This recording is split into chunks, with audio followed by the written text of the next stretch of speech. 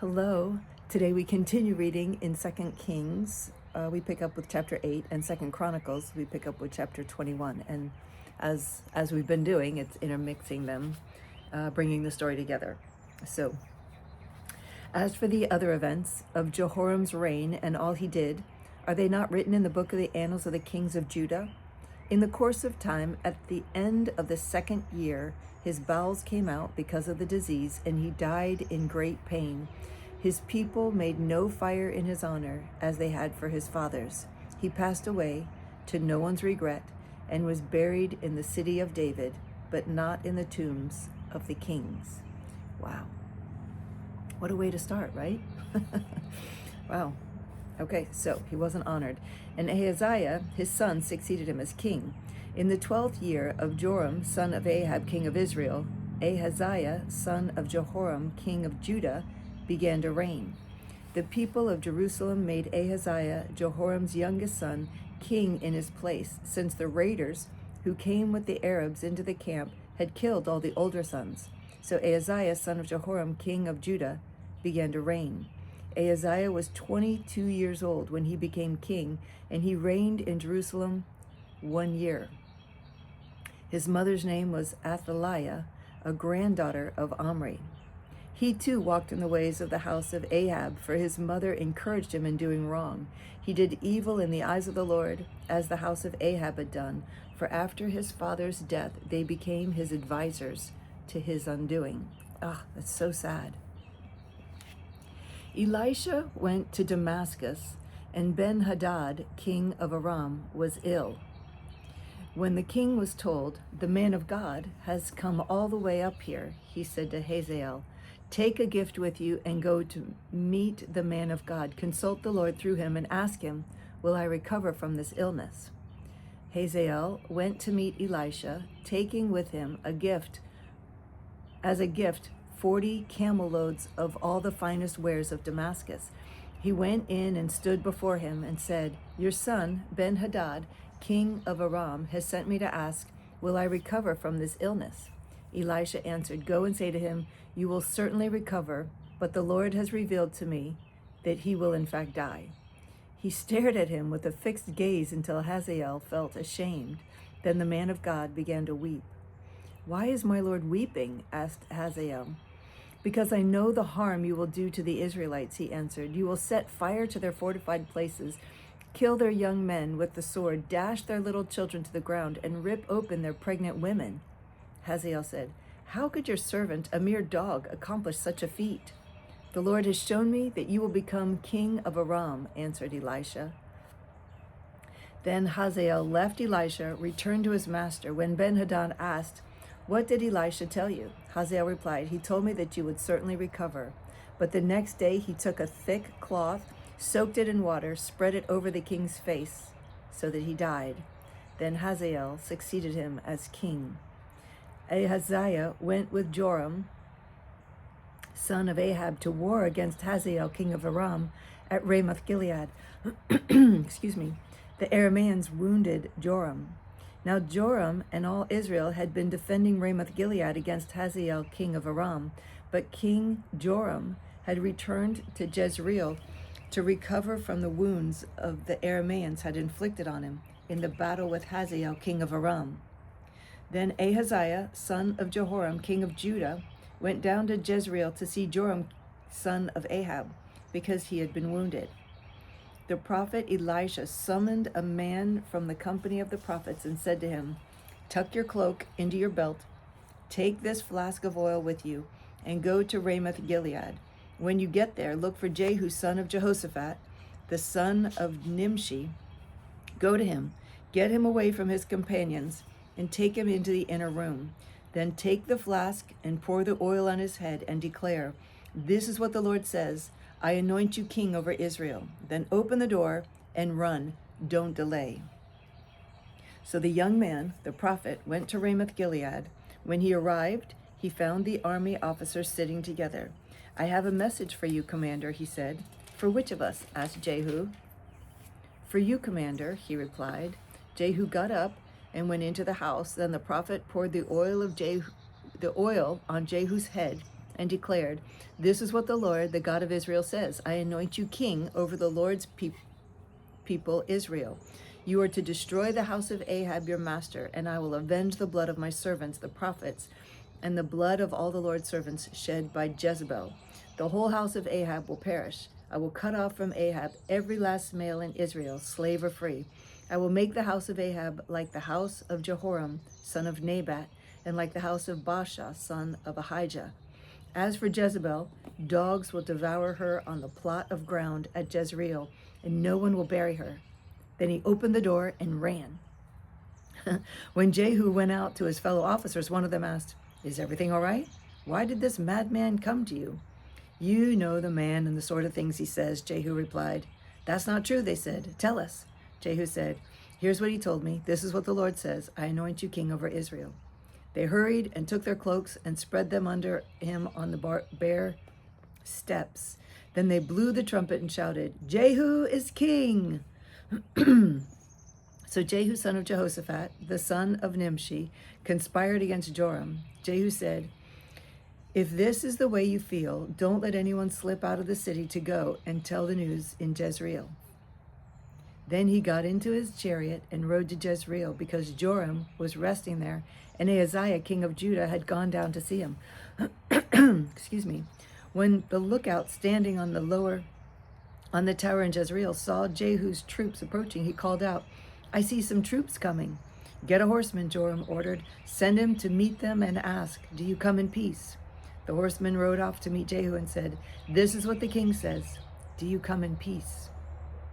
"What do you have to do with peace?" Jehu replied. "Fall in behind me." The lookout reported, "The messenger has reached them, but he isn't coming back." So the king sent out a second horseman. When he came to them, he said, "This is what the king says. Do you come in peace?" Jehu replied, "What do you have to do with peace? Fall in behind me." The lookout reported, "He has reached them, but he isn't coming back either. The driving is like that of Jehu, son of Nimshi. He drives like a madman." "Hitch up my chariot," Joram ordered. And when it was hitched up, Joram, king of Israel, and Ahaziah, king of Judah, rode out, each in his own chariot, to meet Jehu. They met him at the plot of ground that had belonged to Naboth the Jezreelite. When Joram saw Jehu, he asked, "Have you come in peace, Jehu?" "How can there be peace," Jehu replied, "as long as the idolatry and witchcraft of your mother Jezebel abound?" Joram turned about and fled, calling out to Ahaziah, "Treachery, Ahaziah!" Then Jehu drew his bow and shot Joram between the shoulders. The arrow pierced his heart, and he slumped down in his chariot. Jehu said to Bidkar, his chariot officer, "Pick him up and throw him on the field that belonged to Naboth the Jezreelite. Remember how you and I were riding together in chariots behind Ahab his father when the Lord made this prophecy about him? Yesterday I saw the blood of Naboth and the blood of his sons, declares the Lord, and I will surely make you pay for it on this plot of ground, declares the Lord. Now then, pick him up and throw him on this plot in accordance with the word of the Lord." Wow. Through Ahaziah's visit to Joram, God brought about Ahaziah's downfall. When Ahaziah arrived, he went out with Joram to meet Jehu, son of Nimshi, whom the Lord had anointed to destroy the house of Ahab. When Ahaziah, king of Judah, saw what had happened, he fled up the road to Beth Hagan. Jehu chased him, shouting, "Kill him too!" They wounded him in his chariot on the way up to Gur near Ibleam, but he escaped to Megiddo. Then Jehu went to Jezreel. When Jezebel heard about it, she painted her eyes, arranged her hair, and looked out of the window. As Jehu entered the gate, she asked, "Have you come in peace, Zimri, you murderer of your master?" He looked up at the window and called out, "Who is on my side? Who?" Two or three eunuchs looked down at him. "Throw her down," Jehu said. So they threw her down, and some of her blood splattered on the wall and the horses as they trampled her underfoot. Jehu went in and ate and drank. "Take care of that cursed woman," he said, "and bury her, for she was a king's daughter." But when they went out to bury her, they found nothing except her skull, her feet, and her hands. They went back and told Jehu, who said, This is the word of the Lord that he spoke through his servant Elijah the Tishbite. On the plot of ground at Jezreel, dogs will devour Jezebel's flesh. Jezebel's body will be like refuge on the ground in the plot at Jezreel, so that no one will be able to say, this is Jezebel. Now there were in Samaria 20 sons of the house of Ahab. So Jehu wrote letters and sent them to Samaria, to the officials of Jezreel, to the elders and to the guardians of Ahab's children. He said, as soon as this letter reaches you, since your master's sons are with you, and you have chariots and horses, a fortified city and weapons, excuse me, choose the best and most worthy of your master's sons and set him on his father's throne. Then fight for your master's house. But they were terrified and said, if 2 kings could not resist him, how can we? So the palace administrator, the city governor, the elders, and the guardians sent this message to Jehu. We are your servants, and we will do anything you say. We will not appoint anyone as king. You do whatever you think best. Then Jehu wrote them a second letter saying, if you are on my side and will obey me, take the heads of your master's sons and come to me in Jezreel by this time tomorrow. Now the royal princes, 70 of them, were with the leading men of the city who were rearing them. When the letter arrived, these men took the princes, slaughtered all 70 of them. Wow. They put their heads in baskets and sent them to Jehu in Jezreel. When the messenger arrived, he told Jehu, they have brought the heads of the princes. Then Jehu ordered, put them in 2 piles at the entrance of the city gate until morning. The next morning Jehu went out. He stood before all the people and said, you are innocent. It was I who conspired against my master and killed him. But who killed all these? Know then that not a word the Lord has spoken against the house of Ahab will fail. The Lord has done what he promised through his servant Elijah.